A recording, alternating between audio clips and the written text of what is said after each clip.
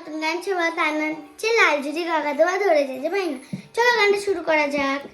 লাল ঝুড়ি